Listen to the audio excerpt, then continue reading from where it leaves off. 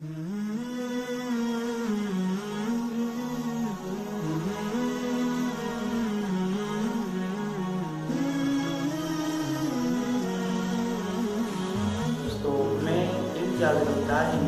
دوستوں، آج teachers day منایا جا رہا ہے۔ اس حوالے سے ایک چھوٹی سی کہانی آپ کے ساتھ شیئر کروں گا۔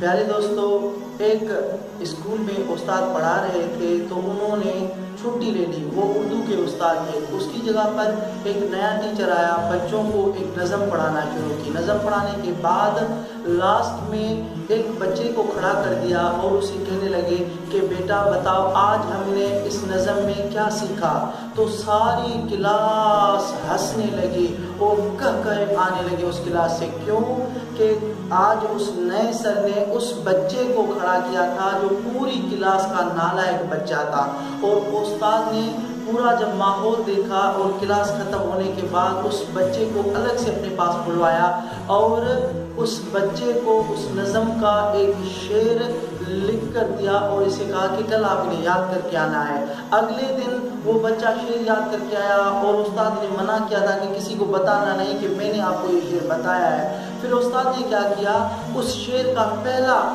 مصرع لکھا اور ساری کلاس کو کہا کہ اس شعر کو کوئی مکمل کرے۔ تو کوئی بھی بچہ ہاتھ نہیں کھڑا کر سکا سوائے اس نالائق بچے کے جو کل اس پر سارے بچے ہنس رہے تھے۔ پھر ہوا کچھ یوں کہ اس ٹیچر نے کہا کہ جی بیٹا آپ اس شعر کو پورا کریں۔ تو اس بچے نے جب شعر کو پورا کیا تو استاد نے کہا کہ دیکھو بچے نے شعر پورا کیا ہے تو سب اس کے لیے تالیاں بجاؤ۔ تو استاد نے اس بچے کے لیے تالیاں بجوائیں۔